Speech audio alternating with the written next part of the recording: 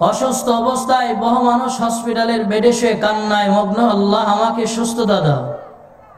বাড়িতে বিছানায় শুয়ে কান্না করতেছে, আল্লাহ আমাকে সুস্থতা দাও।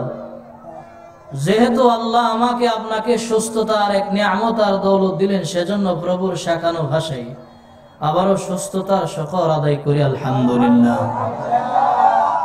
ভাইয়ের আমার, আমি আপনাদের খেদমতে মহা পবিত্র বাণী কোরআনুল কারীম থেকে 114 সূরার 25 নম্বর সূরা সূরাতুল ফুরকানের ভিতর থেকে 27, 28 এবং 29 নম্বর আয়াতে কারিমা তিলাওয়াত করেছি। এর পাশাপাশি হায়াতুন নবী, জিন্দা নবী, নবী আরবি সাল্লাল্লাহু আলাইহি ওয়াসাল্লামের অসংখ্য হাদিসের ভান্ডার থেকে এখানে হাদিস অংশ বিশেষ তিলাওয়াত করেছি। আয়াত আর হাদিসকে সামনে রেখে অল্প সময় আপনাদেরকে নিয়ে দাওয়াত ও তাবলীগের নিসবতে ঈমানি মুযাকারা হবে। আল্লাহ পাক আমাকে বলার এবং আপনাদেরকে শোনার, আমলের নিয়তে শোনার জন্য কবুল করুক সকলে বলুন আমিন। আর আওয়াজ দিয়ে বলুন আমিন। মুহতারাম হাজিরিন, ভূমিকা লম্বা নয়, যেহেতু সময় অল্প, ভূমিকায় সময় নষ্ট করব না, সোজা আলোচনায় ঢুকবো। ঢুকার আগে মুরব্বীদের জবানের অমীয় বাণী শোনাই, যে সমস্ত আকাবিরে বুজুর্গ উলামায়ে কেরামের মেহনতের ফসল, কান্নার ফসল এই বয়ানের মাঠগুলি। এই মাঠগুলি আমাদের ইলম আর যোগ্যতার বিনিময়ে আমরা বয়ান করে তৈরি করে নাই। এই মাঠগুলি হলো আমাদের মুরব্বী, আমাদের বাপ দাদাদের মেহনতের ফসল, কান্নার ফসল। কে সে আমাদের মুরব্বী? বলে ফখরে বাঙ্গাল রহমাতুল্লাহ আলাইহি, রাইসুল মুফাসসিরিন আল্লামা সিরাজুল ইসলাম রহমাতুল্লাহ আলাইহি, মুফতি নুরুল্লাহ রহমাতুল্লাহ আলাইহি, লুৎফুর রহমান বরনবী রহমাতুল্লাহ আলাইহি, শাইখে দিগুলবাগী রহমাতুল্লাহ আলাইহি, শাইখে কাতিয়া রহমাতুল্লাহ আলাইহি, শাইখে বাগা রহমাতুল্লাহ আলাইহি, রহমতুল্লাহ সাহেব রহমাতুল্লাহ আলাইহি।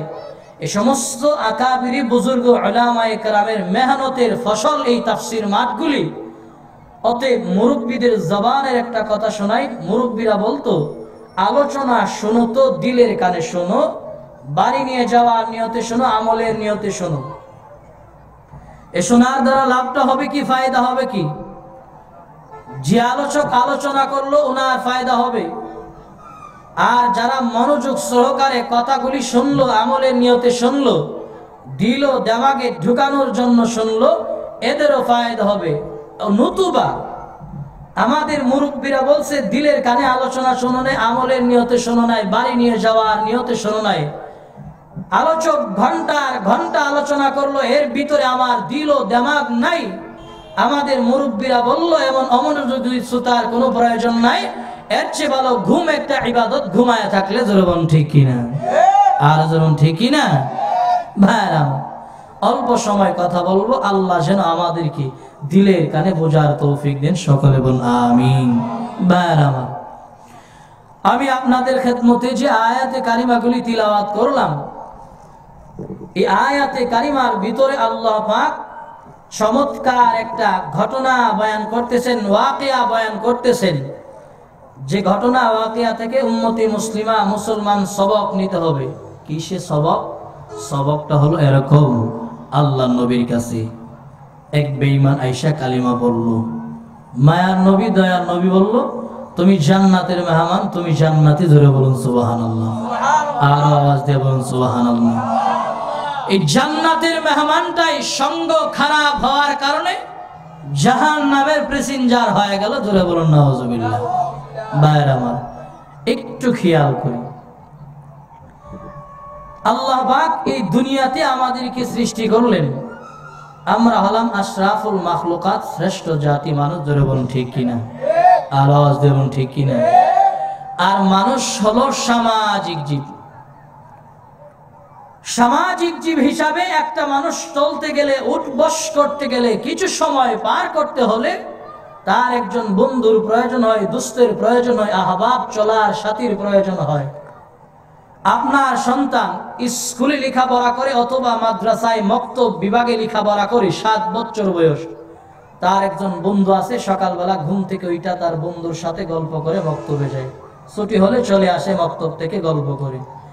যুবক ভাই, আমরা যারা কলেজ ইউনিভার্সিটিতে লেখাপড়া করি, চাকরি করি, ব্যবসা করি, আমাদেরও কিছু বন্ধু আছে যাদের সাথে অবসর টাইম পাইলে গল্প করে কিছু সময় পার করি। মুরব্বী যারা আছে, আমাদেরও বাল্যকালের বন্ধু আছে, দোস্ত আছে, যাদের সাথে দুনিয়াবি কাজ থেকে ফারেক হইয়া বিকেল বেলা ডাক বাংলা মোড়ে চায়ের দোকানে বসে চা খায় আর কিছু সময় গল্প করে পার করি। জোরে বলুন ঠিক কিনা? আর জোরে বলুন ঠিক কিনা? মানুষ যেহেতু সামাজিক জীব হিসাবে দুস্থ হাবাবের প্রয়োজন হবে, বন্ধুর প্রয়োজন হবে, চলার সাথীর প্রয়োজন হবে। বন্ধুত্ব এমন একটা বিষয়, বন্ধুত্বের বন্ধন এমন একটা বিষয় যে বন্ধুত্বটা আমার হিন্দুর সাথে গঠন হতে পারে, হিন্দু মুসলমান ব্যবসায়ের ক্ষেত্রে বন্ধুত্ব হতে পারে, খ্রিস্টানের সাথে আমার বন্ধুত্ব হতে পারে, ওখানে কোনো সমস্যা নাই। সমস্যা হলো ওখানে হিন্দু অমুসলিম বিধর্মীর সাথে আমি মুসলমান চলবো, ওদের ব্যবহার শিকার জন্য নয়।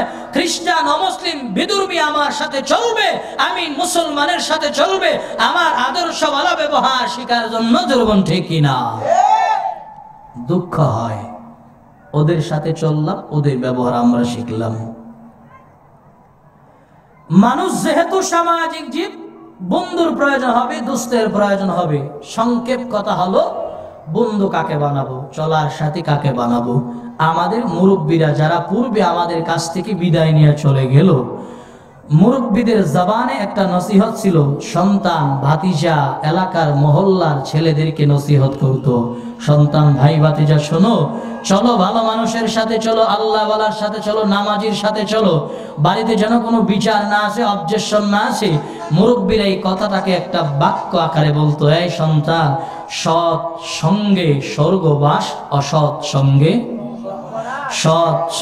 স্বর্গবাস, অসৎ সঙ্গে সর্বনাশ। এই কথাটা আমাদের বাপ দাদাদের জবানের মুখের কথা। আর আগেকার মুরব্বীরা যদি যুবকদেরকে নসিহত করত, মুরব্বীদের নসিহতের বাহিরে যুবকেরা চলতো না। বর্তমানের চিত্রটা ভিন্ন।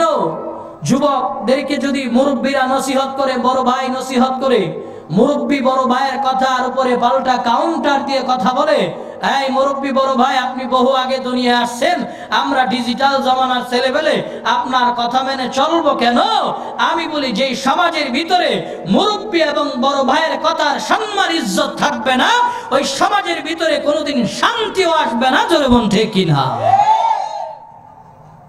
ভাইরা আমার, ভালো মানুষের সাথে চলো, এই কথাটা আমাদের মুরব্বীদের। এই কথাটারই আগের মুরব্বীরা ফার্সি ভাষায় বলেছে। এই কথাটাকে আল্লাহ নবীদের 1000 বছর আগে হাদিস আকারে বর্ণনা করেছেন। আল মারু আলা দীনি খালিলি, খালিল দুস্ত আহবাব কাকে বানাবা? খেয়াল করেন চান্দুরা এলাকার যুবক ভাই, মুরব্বী বাবা, আল্লাহ নবী বলল ভালো মানুষকে বানাও। বলে কেন? বলে মানুষ যার সাথে চলে হুবহু তাকে ফলো করে, তার গুণাগুণ ওর মধ্যে চলে আসে। এটা মানবীয় গুণ, ঠিক কিনা? আর যেমন ঠিক কিনা? এটা মানবীয় গুণ। আপনি এই চান্দুরা এলাকার 1 নম্বরের যুবক, 5 ওয়াক্ত তাকবীরুল্লাহর সঙ্গে বা জামাআত মসজিদে নামাজ আদায় করুন। আপনার মতন ভালো যুবক এই এলাকায় কেউ নাই, নামাজি। মুরব্বীদের কাছে আপনার ভালো রিপোর্ট আছে, খারাপ কোনো অবজেকশন নাই। আপনি যদি এই এলাকার একজন গাঞ্জাখোর, ইয়াবাখোর, ফেন্সিখোর, কেউ বেজার হবেন না, বুঝাবার জন্য বলতেছি। সিগারেটখোরকে আপনি নামাজি বন্ধু বানান, ওর সাথে চলার দ্বারা সিগারেটখোর বন্ধু আপনাকে 1 দিন, 2 দিন, 3 দিনের মাথায় সিগারেট ধরাইয়া দিয়া বলবে, দোস্ত খাও। জোরে বলুন ঠিক কিনা? আর যেমন ঠিক কিনা? এমন ঘটনা নাই? আর যেমন নাই, বহু আছে। আর আপনি এলাকার 1 নম্বরের খারাপ, কেউ আপনাকে দেখতে পারে, 1000 রিপোর্ট মুরব্বীদের কাছে। আপনি খারাপ হওয়ার পর বন্ধু বানাইছেন একজন নামাজিকে, দাড়িওয়ালাকে, টুপিওয়ালাকে, পাঞ্জাবিওয়ালাকে। ওর সাথে চলার দ্বারা হবেটা কি? নামাজি বন্ধু নসিহত করবে, দোস্ত রে, তুই আমার সাথে চলস, মহল্লার মুরব্বীরা দেখে, বড় ভাইরা দেখে, আমি আজান হলে মসজিদে যাই, তুই নামাজ পড়স না, আমার সিগারেট খাওয়ার অভ্যাস নাই, তুই সিগারেট খাস, এখন থেকে যদি হাত থেকে সিগারেট না ফলাস, আজান হলে মসজিদে না যাস, তোর সাথে চলবো না। এমন বহু যুবক আমার এই এলাকায় তালাশ করলে পাওয়া যাবে। আগে সিগারেট খাইতো, এখন ভালো দোস্তের সাথে চলার দ্বারা আজান হলে নামাজে দৌড়ায়, এখন আর সিগারেট খাই না, সিগারেট হাত থেকে ফালায় দিল। বহু যুবক আমার এই এলাকায় তালাশ করলে পাওয়া যাবে, ঠিক কিনা? আর যেরকম ঠিক কিনা? এর কারণটা কি? এটা মানবীয় গুণ। মায়ার নবী, দয়ার নবীর সাহাবী আব্দুল্লাহ ইবনে আব্বাস রাদিয়াল্লাহু তাআলা আনহু, রাসূলের চাচাতো ভাই, নবীর কাছে বসলো। বৈশা প্রশ্ন করে বলছেন, নবী, মাজলিসি বন্ধু কাকে বানাবো, দোস্ত কাকে বানাবো? যার সাথে আমি চলবো এমন বন্ধুটা কেমন হয় সাহেব? আল্লাহর নবী বলল, তিনটা গুণ যার মধ্যে পাওয়া যায় একে মাজলিসি বন্ধু বানাবো। কই গুণ? আর আওয়াজ দেবেন, কই গুণ? মনে রাখতে হবে, এক নম্বর হলো মান যাক্কারাকুম বিল্লাহ রুয়াতাহু। এক নাম্বার গুণ লাগবে, দোস্ত যে বানাবা, বন্ধু বানাবা, যার চেহারার দিকে তাকালে আল্লাহর কথা স্মরণ হয়। জোরে বলুন সুবহানাল্লাহ। কার কথা? আর আওয়াজ দিন, কার? দুই নাম্বার গুণ লাগবে ওয়াজাদা ফি ইলমিকুম মানতিকুহু, যার কাছে গেলে ইলম বৃদ্ধি পায়, জ্ঞান বৃদ্ধি পায়। তিন নাম্বার গুণ লাগবে যার আমল দেখলে আখিরাতের কথা স্মরণ হয়। জোরে বলুন সুবহানাল্লাহ। ভাইয়ারা আমার, এবার শুনুন আল্লাহ পাক আমার তেলাওয়াতকৃত আয়াতের ভিতরে কি বলতেছে, কাকে বন্ধু বানাবো, কাকে চলার সাথী বানাবো। আল্লাহর নবীর জামানার এক কাফের, নাম তার উকবা বিন আবি মুআইত। নবীর জামানার কাফের হওয়ার পরও ওর একটা গুণ ছিল। সে গুণটা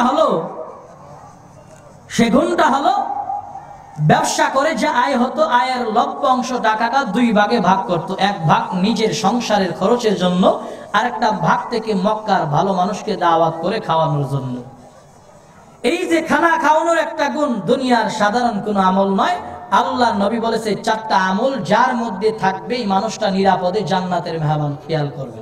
ক্বালান নাবিয়্যু সাল্লাল্লাহু আলাইহি ওয়াসাল্লাম, ক্বালান নাবিয়্যু সাল্লাল্লাহু আলাইহি ওয়াসাল্লাম, আফশুস সালাম ওয়া আত'ইমুত তুআম ওয়াসিলুল আরহাম সাল্লু বিল-লাইলি ওয়ান-নাসু নিয়াম ফালতাদখুলুল জান্নাতা বিস-সালাম। আল্লাহর পয়গম্বর, আখির জামানার পয়গম্বর হাদিস বর্ণনা করে জানায় দেন, হে উম্মতের দল, নিরাপদে যদি জান্নাতে যেতে চাও, এক নম্বর আমল, এক নম্বর গুণ লাগবে আফশুস সালাম। এর মানে হলো সমাজের ভিতরে সালামের প্রচলন ঘটাও। ও নবীর উম্মতের দল, আজ আমাদের সমাজের চিত্রটা ভিন্ন ভিন্ন হয়ে গেল। আজ আমাদের সমাজের ভিতরে সালামের প্রচলন নাই। একজন আরেকজনকে দেখলে সালাম দিন, অহংকার নিয়ে ঘুরো। অহংকার নিয়ে কেন ঘুরো? বৃদ্ধা অহংকার নিয়ে এলাকায় চলে, মুরব্বী যুবকদেরকে দেখলে সালাম দেয় না। প্রশ্ন যদি করা হয়, আরে মুরব্বী বাবা, যুবককে কেন সালাম দেন না? প্রশ্নের জবাবে উত্তর করে বলবে, আমি কেন সালাম দেব? আমি হলাম এই এলাকার মুরব্বী, আমাকে যুবকেরা সম্মানে সালাম দেবে, আমি কেন দেব? বলে না না, আল্লাহর পয়গম্বর কি বললো জানো? মায়ার নবী, দয়ার নবী হাদিসে বলেছেন, যে আগে সালাম দিল বোঝা গেল তার দিলের ভিতরে অহংকার নাই। আর মায়ার নবী বলেছে, যে সমাজের মধ্যে সালামের প্রচলন ঘটাবে এই মানুষটাই নিরাপদে জান্নাতের মেহমান। জোরে বলুন সুবহানাল্লাহ। ভাইয়ারা আমার, মায়ার নবী, দয়ার নবী আরো কি বললো জানো? আল্লাহর পয়গম্বর হাদিসের মধ্যে বলল, আসসালামু ক্বাবলাল কালাম, আগে সালাম তারপরে কালাম, কথা বলার আগে সালাম। ভাইয়ারা আমার, আজ আমাদের সমাজের ভিতরে কথা বলার আগে সালাম দেওয়া হয় না। মুরব্বীকে পাইছে, মুরব্বীকে আগে নাম ধরে বলে চাচা, আসসালামু আলাইকুম, আগে চাচা ডাক দেওয়া হয়, এরপরে সালাম। বলে না না, আগে সালাম দাও, এরপরে চাচাকে জিজ্ঞেস করো। ভাইয়ারা আমার, অহংকার নামায়া সমাজের ভিতরে সালামের প্রচলন ঘটাও। অহংকার করবা কেন রে মুমিন? আমি তো অহংকার করে লাভ নাই। মাটির মানুষ, অহংকার দিল থেকে নামাও। অহংকার করিয়া লাভ নাই। সমাজের ভিতরে দিল থেকে অহংকার নামায়া সালামের প্রচলন ঘটাও। ভাইরা আমার, আমি মাটির মানুষ, অহংকার করিয়া লাভ নাই, মাটিতে আমি মিশে যাব। আল্লাহ পাক রব্বুল আলামিন বলেছেন, মিনহা খালাকনাকুম ওয়া ফিহা নুঈদুকুম ওয়া মিনহা নুখরিজুকুম তারাতান নুখরা। আল্লাহ পাক রব্বুল আলামিন বলেন, মাটি থেকে বানালাম, আবার এই মাটিতে তোমাদেরকে দাফন করা হবে। শুধু তাই নয়, আবার উঠানো হবে।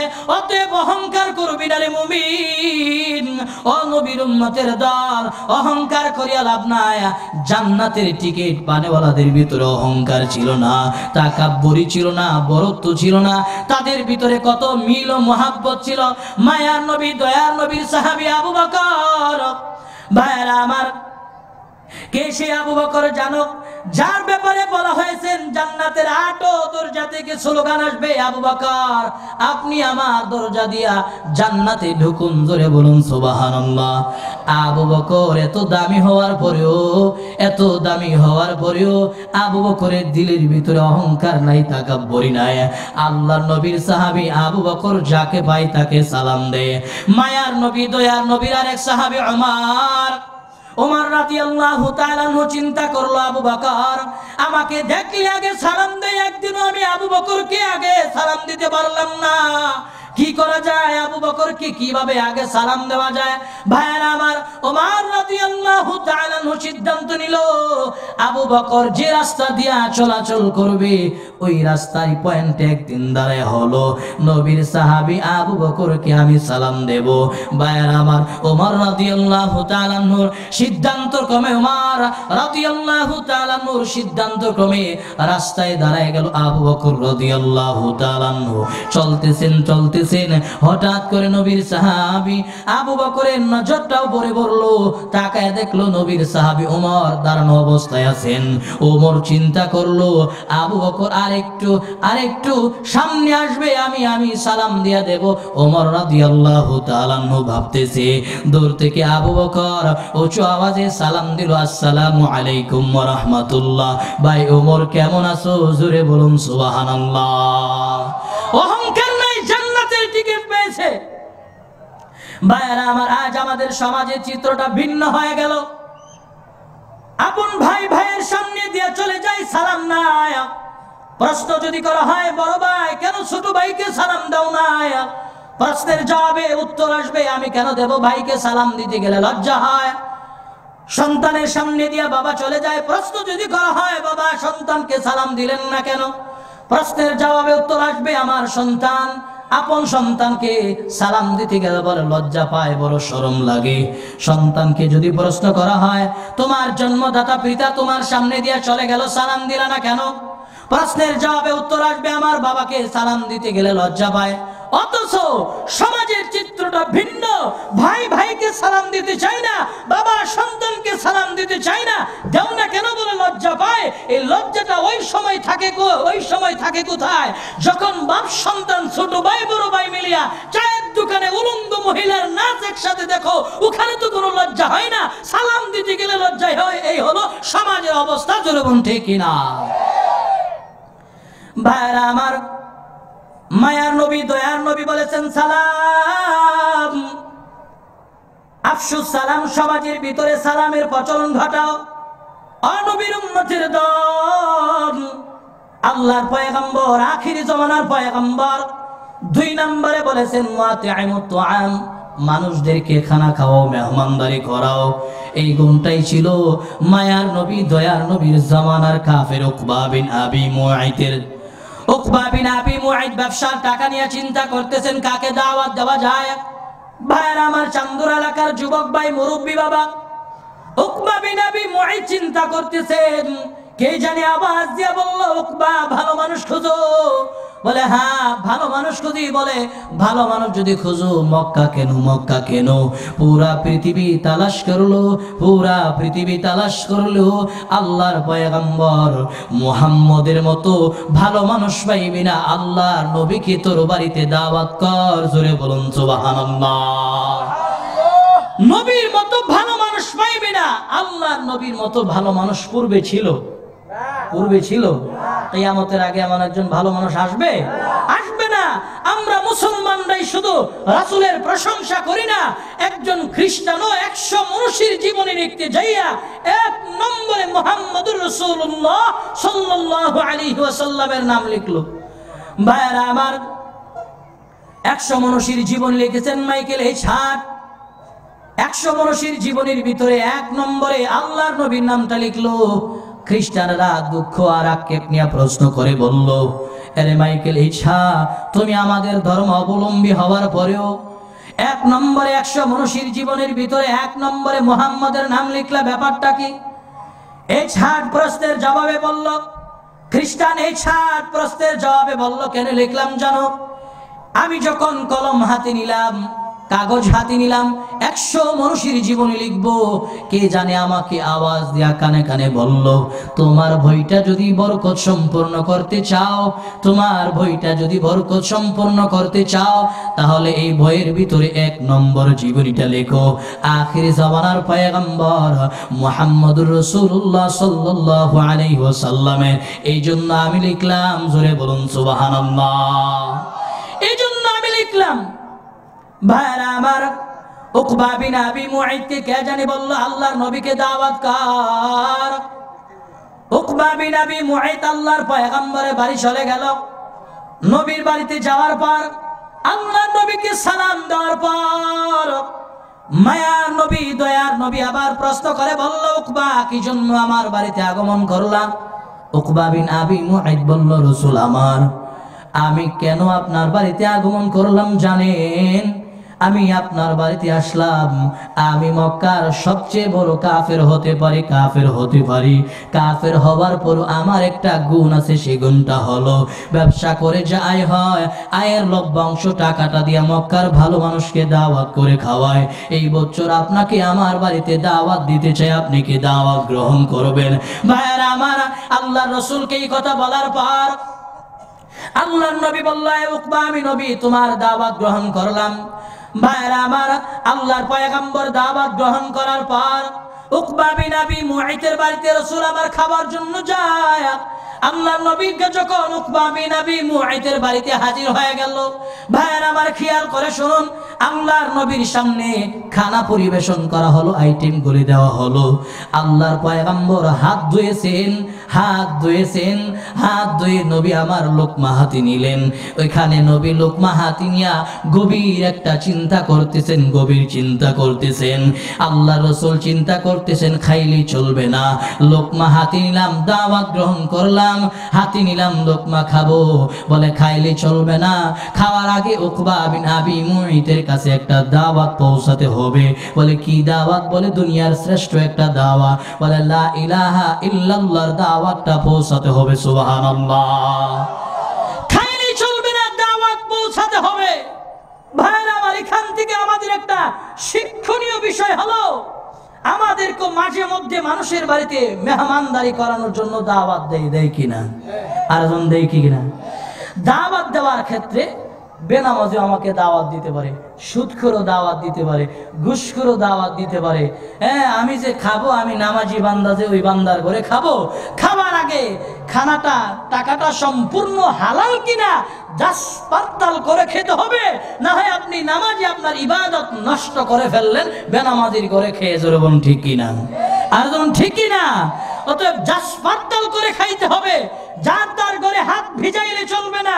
টুপি পরেছি, পাঞ্জাবি পরেছি, 5 ওয়াক্ত নামাজ পড়ি, তাকওয়া অবলম্বন করে চলি, আমি যার তার ঘরে খাইলে চলবে না। আমাকে হাত ভিজাতে হলে তাহকিক করে এবং নামাজ না পড়লে নামাজের দাওয়াত দিয়ে এরপরে খেতে হবে। জোরে বলুন ঠিক কিনা? ভাইরা আমার, বেজার হবেন না কেউ। মায়ার নবী, দয়ার নবী, মজলিস ভর্তি মানুষের মধ্যে থেকে আল্লাহর রাসূল তলব করলেন, কই উকবা বিন আবি মুআইত কোথায়? ভাইরা আমার, আল্লাহর নবী যখন উকবা বিন আবি মুআইতকে তলব করলো, উকবা বিন আবি মুআইত আল্লাহর রাসূলের কাছে এসে বলল, লাব্বাইক। পয়গম্বর কি জন্য আমাকে তলব করলেন বলুন? মায়ার নবী দয়ার নবী বলল, উকবা তোমাকে আমি তলব করলাম এই মজলিসের ভিতরে, তোমাকে আমি রাসূল একটা কথা বলবো, আমার একটা কথা রাখবা কিনা বলো? আমার একটা কথা রাখো, যদি এরপরে আমি নবী খাবো, নতুবা তোমার বাড়িতে আমি রাসূল খাবো না। লোকমা ফালালাম, চললাম, আমি তোমার বাড়িতে খাবো না। আল্লাহ রাসূল এই কথা বলার পর উকবা বিন আবি মুআইত মজলিস ভর্তি মানুষের মধ্য থেকে আওয়াজ দিয়ে বলল, রাসূল আমার, আপনাকে আমার বাড়িতে দাওয়াত করলাম, খানার জন্য আসলাম, প্লেট সামনে আছে, লোকমা হাতে নিয়েছেন, আপনি আমাকে একটা কেন হাজার কথা বললো, আমি আজ আপনার কথা রাখবো। সুবহানাল্লাহ, আর আওয়াজ দিয়ে বলুন সুবহানাল্লাহ। হাজার কথা বললে আপনার হাজার কথা রাখবো, একটা কথাও ফেলাবো না। ভাইরা আমার, আল্লাহ রাসূল তখন হাতটা ধরে বলল, হাজার কথা আমি বলবো না, হাজার কথা বলার প্রয়োজন নাই, আমি রাসূল একটা কথা বলবো, একটা কথাই দুনিয়ার হাজার কথার থেকে দামি কথা। উকবা এই মজলিসে পড়ো লা ইলাহা ইল্লাল্লাহু মুহাম্মাদুর রাসূলুল্লাহ, কালিমা যদি পড়ো আমি নবী খাবো, নতুবা চললাম। ভাইরা আমার, এই কথা বলার পর উকবা বিন আবি মুআইত বলল, ইয়া রাসূলুল্লাহ, আমি পড়লাম লা ইলাহা ইল্লাল্লাহু মুহাম্মাদুর রাসূলুল্লাহ সাল্লাল্লাহু আলাইহি ওয়াসাল্লাম। জোরে বলুন সুবহানাল্লাহ। কালিমা পড়ার পর রাসূলের দামি জবান দিয়ে উচ্চারণ করে বলল, উকবা তুমি আজ থেকে জান্নাতের মেহমান, তুমি জান্নাতি। জোরে বলুন সুবহানাল্লাহ, আর উচ্চারণে বলুন সুবহানাল্লাহ। আল্লাহ রাসূল হাদিস বর্ণনা করেছেন, যদি কোনো কাফের অমুসলিম থেকে মুসলমান হয়, পিছনের সমস্ত গুনাহ আল্লাহ ক্ষমা করে দেন। আল ইসলামু ইয়ানহাদিমু মা কানা ক্বাবলা, আল্লাহ রাসূল বলেছে তুমি আজ থেকে জান্নাতের মেহমান। ভাইরা আমার, এই জায়গা থেকে আলোচনাটা আমাদের বুঝার বিষয়, যেহেতু মায়ার নবী দয়ার নবী দামি জবানে বলেছেন জান্নাতের মেহমান, রাসূলের জবানটা হলো দামি একটা জবান, বরকতি জবান। এই জবান দিয়া বলেছে তুমি জান্নাতের মেহমান, তুমি জান্নাতি। উকবা বিন আবি মুআইতের বাড়ি থেকে আল্লাহর পয়গম্বর খানা খেয়ে চলে গেল। এদিক দিয়া উকবা বিন আবি মুআইতের কালিমা পড়ার ঘটনাটা শুনেছেন। উকবা বিন আবি মুআইতের বাল্যকালের বন্ধু, বাল্যকালের চলার সাথী, বাল্যকালের সহচর, বাল্যকালের চলার সাথী, বাল্যকালের বন্ধু খবর পাইল উমাইয়া ইবনে খালফ। উমাইয়ার কি পরিচয় জানো? বলে আল্লাহর রাসূলের সাহাবী বেলালে হাফসি রাদিয়াল্লাহু তাআলা আনহুর মনিব হলো উমাইয়া। কে সে উমাইয়া জানো? কে সে বেলাল? বেলালকে উমাইয়া উত্তপ্ত মরুভূমির উপরে উপুত করে শোয়া, বুকের উপরে পাথর দিয়া বেলালকে বলেছিল, বেলাল লা ইলাহা ইল্লাল্লাহর উপর থেকে ঈমান ছেড়ে দাও। বেলাল বলেছিল, ইল্লাল্লাহর উপর থেকে ঈমান ছাড়া যাবে না, ইল্লাল্লাহর উপর থেকে ঈমান ছাড়া যাবে না, দরকার হলে পৃথিবী ছাড়বো, তবু লা ইলাহা ইল্লাল্লাহ জবান দিয়া পড়েছি, ইল্লাল্লাহ ছাড়া যাবে না। জোরে বলুন সুবহানাল্লাহ। ভাইরা আমার, আল্লাহর রাসূল বলেছেন, লা তুশরিক বিল্লাহি শাইআ, লা তুশরিক বিল্লাহি শাইআ ওয়া ইন কুতিলতা ওয়া ইন হুরিকতা। আল্লাহর রাসূল বলেছেন, যদি তোমাকে কতল করা হয়, শরীতে চড়ানো হয়, আগুনে ফেলানো হয়, তবু লা ইলাহা ইল্লাল্লাহর উপর ঈমান আনলাম, লা ইলাহা ইল্লাল্লাহর উপর থেকে ঈমান ছাড়া যাবে না। জোরে বলুন ঠিক কিনা? আর বলুন ঠিক কিনা? লা ইলাহা ইল্লাল্লাহর উপর থেকে ঈমান ছাড়া যাবে না। ভাইরা আমার, উমাইয়া খবর পাইয়া উকবা বিন আবি মুআইতের বাড়িতে হাজির হয়ে গেল। হাজির হওয়ার পর উকবা বিন আবি মুআইতের সামনে দাঁড়াইয়া উমাইয়া হুঙ্কার দিয়া বলতেছেন, এই উমাইয়া। উমাইয়া বলতেছেন, উকবা আমি একটা ঘটনা শুনলাম। বলে কি ঘটনা শুনেছো? বলে তুমি নাকি মুহাম্মদের সামনে তুমি লা ইলাহা ইল্লাল্লাহর উপর ঈমান আনলা, তুমি আল্লাহর রাসূলের সামনে নাকি লা ইলাহা ইল্লাল্লাহর উপর ঈমান আনয়ন করেছো, লা ইলাহা ইল্লাল্লাহর উপর ঈমান এনেছো।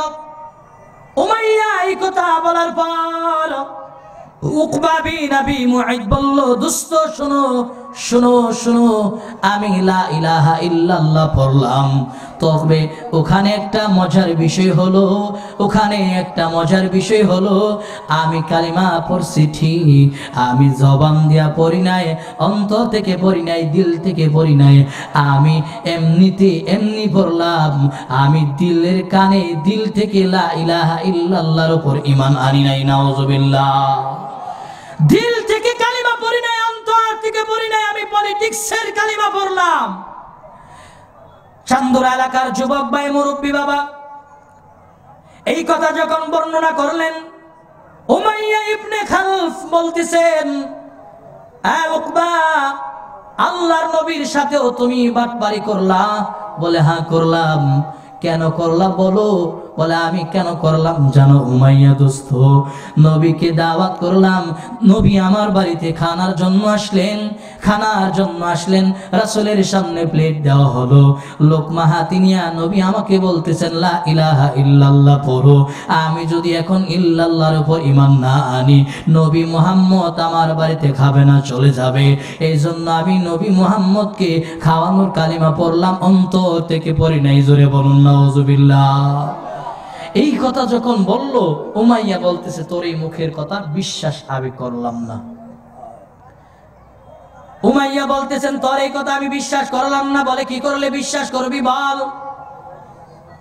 উকবা দুষ্ট বাল্যকালের চলার সাথী বন্ধু, তুমি আমাকে যদি এই কথা বিশ্বাস করাতে চাও তাহলে আমার সাথে চলো, মুহাম্মদের বাড়ি চলো।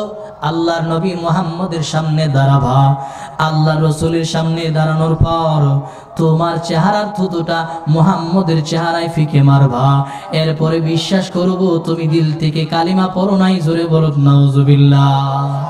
ভাইরা আমার, এখান থেকে আমাদের শিখতে হবে বন্ধু চলার সাথী হাবাব কাকে বানাবো। যাকে তাকে বন্ধু বানালে চলবে না। যে বন্ধু আমাকে 24 ঘন্টার ভিতরে ভালো পরামর্শ দেয়, খারাপ পরামর্শ দেয়, বুঝা গেলে দোস্ত আমার ভালো চাই না, আমার ক্ষতি চায়। যে বন্ধু আমাকে 24 ঘন্টায় ভালো পরামর্শ দেয়, বুঝা গেলে বন্ধু আমার ভালো চায়, আমার ক্ষতি চাই না। তোর বোন ঠিক কিনা? আর যেমন ঠিক কিনা? ভাইরা আমার, অতএব হায়াত নামের গাড়িটা চালাইবারে মুমিন, হায়াত নামের গাড়িটা চালাও, সুন্দর করে চালাও, ভালো মানুষের সঙ্গে চালাও, আল্লাহ ওয়ালা নামাজি বন্ধুর সাথে চালাও। লাভটা হবে কি? গাড়িটা অল্পতে দুর্বল হবে না, গাড়িটা অল্পতে অচল হবে না, এই গাড়িটা সবল থাকবে, সবল। বলে গাড়িটা কিভাবে চালাইবা? মায়ার নবী হাদিসে বলেছেন, উম্মত 5টা জিনিস আসার আগে 5টা জিনিসকে কদর করো, কদর। 5 জিনিসকে কদরদানি করে চলো। আল্লাহ রাসূল বলেছেন, ক্বালা রাসূলুল্লাহ সাল্লাল্লাহু আলাইহি ওয়াসাল্লাম, আল্লাহর নবী বলেছেন, ইগতানিম খামসান ক্বাবলা খামস, শাবাবাকা ক্বাবলা হারামিক, ওয়া সিহাতা ক্বাবলা সুকুমি, ওয়া গিনাকা ক্বাবলা ফাকরি, ওয়া ফারগাকা ক্বাবলা শুগলি, ওয়া হায়াতাকা ক্বাবলা মাউতি। আল্লাহ রাসূল বলেছেন, উম্মত 5টা জিনিস আসার আগে 5 জিনিসকে গনিমত মনে করো, গনিমত মনে করো। বিপদ আসবে না, গাড়ি অচল হবে না, 5টা জিনিসকে গনিমত মনে করো। 1 নম্বর আল্লাহর নবী বলতেছেন, শাবাবাকা ক্বাবলা হারামিক, বার্ধক্য আসার আগে যৌবনের কদর করো। আজ আমার কাছে যৌবন নামের নিয়ামতের কদর নাই। যুবক ভাই, যেভাবে মনে চাই সেভাবে আমার জীবন চালালাম, যেভাবে মনে চাই আমার হায়াত নামের গাড়িটা চালাইলাম, চললাম। আমার বাবার চেহারার দিকে একটু নজর করে দেখো, আমার বাবাও তো আমার মতন নওজোয়ান যুবক একজন ছিল, আজ বৃদ্ধা হয়ে গেল। দাদার চেহারার দিকে নজর করে তাকাও, দাদাও তো এমন আমার মতন সুন্দর দেহওয়ালা ছিল, যুবক ছিল, আজ বৃদ্ধা হয়ে গেল। লাঠি ভর করে করে নামাজে যেতে হয়, আমিও একদিন বৃদ্ধা হয়ে যাব। অতএব আল্লাহর রাসূল বলেছেন, শাবাবাকা ক্বাবলা হারামি, বার্ধক্য আসার আগে যৌবনের কদর করো, যৌবনের কদর। আল্লাহর রাসূল 2 নম্বরে বলেছেন, ওয়াসিহাতা ক্বাবলা সুকুমিক। নবীর উম্মতের দল, আল্লাহর রাসূল বলল 2 নাম্বার, অসুস্থতা আসার আগে সুস্থতার নিয়ামতের কদর করো, সুস্থতার কদর। আজ আমাদের কাছে সুস্থতার নিয়ামতের কদর নাই। আমার সুস্থ গাড়িটা বড় বন্ধুদের আড্ডায় অনায়াসে কাটায় দিলাম। অসুস্থ হয়ে গেলে আমরা নামাজের দিকে দৌড়াই, সুস্থতার গাড়ি নিয়ে নামাজ পড়তে মনে চায় না। অসুস্থ হয়ে গেলে মসজিদের কাতারগুলি খালি পাওয়া যায় না। বলে এর কারণটা কি? বলে অসুস্থতায় ধরে ফেললে সকল মানুষ মসজিদে ঢোকে, সুস্থ অবস্থায় মসজিদে ঢুকতে চায় না। আল্লাহ রাসূল কি বলল জানান? আল্লাহ নবী বলেছেন সুস্থতার গাড়িটা বড় সরবল, সুস্থতার গাড়িটা বড় সবল। ইবাদত করো, বলে মজবুতির সাথে ইবাদত করো। সুস্থতার গাড়ি নিয়ে সারা রাত ইবাদত করা যায়। ভাইয়েরা আমার, আমরা তো আজ ইবাদতের মজা পাইলাম না। আহারে ইবাদতের মজা কেমন পেয়েছিল আমাদের আকাবির বুজুর্গ উলামা ইকরাম, আমাদের আকাবির বুজুর্গ উলামা ইকরাম কেমন ইবাদতের মজা পেয়েছিল জানো? ওই যে দারুল উলুম দেওবন্দের প্রতিষ্ঠাতা কাসেম নানুতুবি রহমাতুল্লাহ আলাইহি, কে সে কাসেম নানুতুবি জানো? আল্লাহর পয়গম্বর স্বপ্ন যুগে কাসেম নানুতুবিকে এসে বলল, কাসেম চলো। মায়ার নবী জমিনের মধ্যে একটা রেখা টানলেন, এই রেখা বরাবর কাসেম নানুতুবি রহমাতুল্লাহ আলাইহিকে বললেন, এখানে একটা মাদারি ইলম তৈরি করবা, এখানে একটা মাদারি ইলম তৈরি করবা। কাসেম নানুতুবি রহমাতুল্লাহ আলাইহি ঘুম থেকে ওইটা রাসূলের দেওয়া ডাকটা পাইলেন, এখানে দারুল উলুম দেওবন্দ মাদ্রাসা প্রতিষ্ঠা করলেন। ইবাদতের মাঝে কত মজা পাইছেন আমাদের আকাবির বুজুর্গ উলামা ইকরাম। ভাইরা আমার, কাসেম নানুতুবি রহমাতুল্লাহ আলাইহির খাদেম লিখেছেন, আমার শায়খ ও মুর্শিদ কাসেম নানুতুবির একটা গোপন আমল ছিল, আমল যে আমলের কথা কেউ জানতো না। সে আমলটা হলো আমার শায়খ ঈশার নামাজের পর বিতির আদায় করার পর, বিতির নামাজের পর দরজা জানালা বন্ধ করিয়া কি যেন একটা গোপন আমল করতো। এই আমলটা আমার দেখার জন্য কৌতূহল জাগলো। আমি দেখার জন্য নামাজ শেষ হয়ে গেল, ঈশারের নামাজ শেষ হয়ে গেল। আমি মসজিদের এক কর্নারে লুকানো অবস্থায় ছিলাম। আমার শায়খ ও মুর্শিদকে দেখলাম নামাজ পড়ার পর সকল মানুষ যখন বেরিয়ে গেল, মসজিদের দরজা জানালাগুলি এক একটা করে বন্ধ করতে আরম্ভ করলো। নামাজ এই দরজা জানালা বন্ধ করার পর নামাজের মুসল্লাটা টান দিয়াই না কাসেম নানুতুবি রহমাতুল্লাহ আলাইহি আল্লাহু আকবার বলে নামাজের মধ্যে দাঁড়ায় গেল। খাদেম লিখেন, আমিও দেরি করলাম না, আমার শায়খ ও মুর্শিদ কাসেম নানুতুবি রহমাতুল্লাহ আলাইহি পিছনে আমিও আল্লাহু আকবার বলে নামাজে দাঁড়ায় গেলাম। ভাইরা আমার, ওনার খাদেম লিখেন, কাসেম নানুতুবি রহমাতুল্লাহ আলাইহির খাদেম লিখেন, আমার শায়খ ও মুর্শিদ সূরাতুল ফাতিহা পড়লো। ফাতিহা পড়ার পর 30 পারা কোরআনের ভিতর থেকে 15 পারা কোরআন তিলাওয়াত করে রুকুতে গেলেন। জোরে বলুন সুবহানাল্লাহ, আর আওয়াজ দিয়ে বলুন সুবহানাল্লাহ। ইবাদতে তারা মজা পাইছেন। ভাইরা আমার, কাসেম নানুতুবি রহমাতুল্লাহ আলাইহির খাদেম লিখেছেন, দ্বিতীয় রাকাতে আমার শায়খ ও মুর্শিদ নামাজের জন্য যখন দাঁড়ালো, আবার সূরাতুল ফাতিহা পড়লো। সূরাতুল ফাতিহা পড়ার পর অর্ধেক 15 পারা কোরআন শরীফ শেষ অংশ তিলাওয়াত করলো। 2 রাকাত নামাজের মধ্যে কাসেম নানুতুবি রহমাতুল্লাহ আলাইহি 2 রাকাত নামাজের মধ্যে কোরআন খতম করেছে। আজ তো আমরা ইবাদতের মজা পাই না, সুস্থতার গাড়ি নিয়ে ইবাদত করতে চাই না। ভাইরা আমার, আল্লাহ রাসূল বলেছেন, ইবাদত করো, অসুস্থতা আসার আগে সুস্থতার গাড়িটার কদর করো। এই গাড়িটা নিয়ে আল্লাহর ইবাদত বেশি করো, আল্লাহর ইবাদত বেশি করো। কারণ সুস্থতার দেহটা সবল, পাও সবল, হাত সবল, জবান সবল। জবান দিয়া জিকির করো লা ইলাহা ইল্লাল্লাহ, লা ইলাহা ইল্লাল্লাহ, সুবহানাল্লাহ, আল্লাহু আকবার।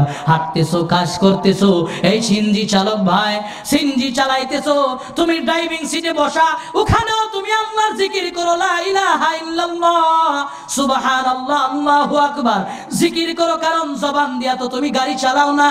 রিকশা চালক ভাই, 2 হাতে রিকশা চালাইতেছো, 2 পাও দিয়া পেডেল মারতেছো, ওখানেও আল্লাহর জিকির করো, জবান বন্ধ রাখো না। ওখানেও জিকির করো লা ইলাহা ইল্লাল্লাহ, লা ইলাহা ইল্লাল্লাহ, সুবহানাল্লাহ, আল্লাহু আকবার, সাল্লাল্লাহু আলান নাবিয়িল উম্মি। এই সমস্ত জিকির করো, দরুদ পড়ো, জবান বন্ধ রাখিও না। কৃষক ভাই, কৃষি খাতে কাজ করতেছো, কৃষি খাতে কাজ করলা কৃষক ভাই, জবান বন্ধ রাখা যাবে না, ওখানেও আল্লাহর জিকির করো, কারণ জবানের মালিক কে? আর আওয়াজ দিয়ে বলেন কে? উচ্চ আওয়াজে বলেন কে? জবানের মালিক আল্লাহ। এখন যদি ঘুমের ঘরে আল্লাহ আমার জবানকে বন্ধ করিয়া দে, দুনিয়ার কোনো ডাক্তার নাই আমার এই জবান দিয়া কথা বের করার, জোরে বলুন ঠিক কিনা? অতএব দুনিয়ার যেহেতু কোনো ডাক্তার নাই, জবানের মালিক আল্লাহ, আমিও চলি আল্লাহর কুদরতি ইশারায়, জবান বন্ধ রাখা যাবে না। আজ থেকে জবানে জিকির চালু করে দেন, আল্লাহ কবুল করুক, সকলে বলুন আমিন। মায়ের আমার বলতেছিলাম, আল্লাহ রাসূল বলেছেন সুস্থতার গাড়িটার কদর করো অসুস্থতা আসার আগে আগে। মায়ার নবী দয়ার নবী 3 নম্বরে বলল উম্মত, আল্লাহ রাসূল বলেছেন ওয়াগিনাকা ক্বাবলা ফাকিরি, সম্পদ বলা ভাই, টাকা বলা ভাই, সম্পদ আল্লাহর দেওয়া নিয়ামত, এই সম্পদটা বিলীন হওয়ার আগে আগে, সম্পদ হারানোর আগে আগে সম্পদের কদর করো, কদরদারি করো। আল্লাহ রাসূল 4 নম্বরে চমৎকার কথা বলেছেন ওয়া ফারাগাকা ক্বাবলা শুগুলিক, অবসর টাইমের কদর করো কর্মব্যস্ততা আসার আগে আগে। ভাইরা আমার, অবসর টাইম কাকে বলা হয়? যুবক ভাই খেয়াল করুন, অবসর টাইম বলা হয় আমার ফ্যামিলির দায়িত্ব আমার কাঁধের উপরে এখন নাই, আমি যেভাবে মনে চাই সেভাবে আমার দিন চালায়, বন্ধুদের আড্ডায়, ক্রিকেট খেলায়, ফুটবল খেলায়, রাতের অন্ধকারে বাতি জ্বালাইয়া ব্যাডমিন্টন খেলায়, রাতের অন্ধকারে ক্লামবোর্ড খেলায়, এই সমস্ত খেলায় আমরা মগ্ন। এই খেলাগুলির মধ্যে অযথা টাইম নষ্ট করতেছি, সময় নষ্ট করতেছি। এই অবসর টাইমের জন্য একদিন কান্না করা লাগবে, যে বন্ধুদের সাথে ঘন্টার ঘন্টা সময় কাটালাম,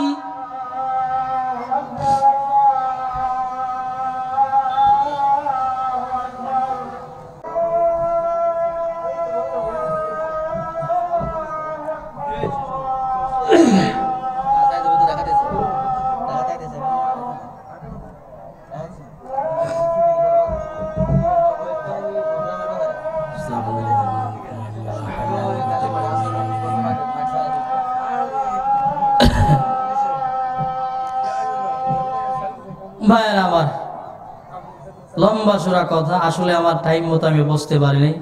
বিশ্বরে গোল চত্বরে অনেক জাম ছিল, নরসিংদী থেকে বিকেলবেলা গাড়ি ছাড়লাম, অনেক কষ্ট করে আসলাম। লম্বা চূড়া কথার আলোচনার মূল খুলাসা কালামটাই হলো, সঙ্গ যারা খারাপ ওর সাথে চলা যাবে না। উকবা বিন আবি মুআইত নবীর চেহারা বরাবর থুতু ফিকে মারলো। আল্লাহ পাক জিবরাইলের মাধ্যমে আয়াত নাজিল করে জানায় দিল, নবী ওয়া ইয়াউমা ইয়া'আদ্দুয যালিমু আলা ইয়াদাইহি ইয়াকুলু ইয়া লাইতানি ইত্তাখাযতু মা'আর রাসূলি সাবিলা। নবী যারা আপনাকে মানে নাই, বেঈমান উকবা বিন আবি মুআইতের অবস্থা কি হবে? কিয়ামতের ময়দানে নিজের হাত নিজে কামড়াবে আর আফসোস করে দৌড়াবে, বলবে আহ ইয়া ওয়াইলাতা লাইতানি লাম আত্তাখিয ফুলানান খলিলা। আফসোস করবে, বলবে আহারে আরে কেন দুনিয়াতে মুহাম্মদকে বন্ধু বানাইলাম না, আল্লাহ রাসূলকে বন্ধু বানালাম না। আফসোস করবে, ওই দিন আফসোস করে লাভ হবে না। আমাদের একদল মানুষ আছে কিয়ামতের ময়দানে আফসোস করা লাগবে, কান্না করবে আরে কেন নামাজের বন্ধু বানালাম না, আল্লাহ ওয়ালারে বন্ধু বানালাম না। ওই দিন আফসোস করে লাভ হবে না। আলোচনার মূল A to Z কালামটাই হলো সৎ সঙ্গে স্বর্গবাস, অসৎ সঙ্গে সর্বনাশ। আজ থেকে চলবো আল্লাহ ওয়ালার সাথে চলবো। ভাইয়ের আমার, কোরআন সুন্নাহের আলোকে অল্প সময় কথা বললাম। আল্লাহ পাকে কথাগুলির উপরে সর্বপ্রথম আমাকে আমল করার তৌফিক দেন এবং সর্বশেষ আপনাদের আমল করার তৌফিক দেন। সকলে বলুন আমিন। আসসালামু আলাইকুম ওয়া রাহমাতুল্লাহ।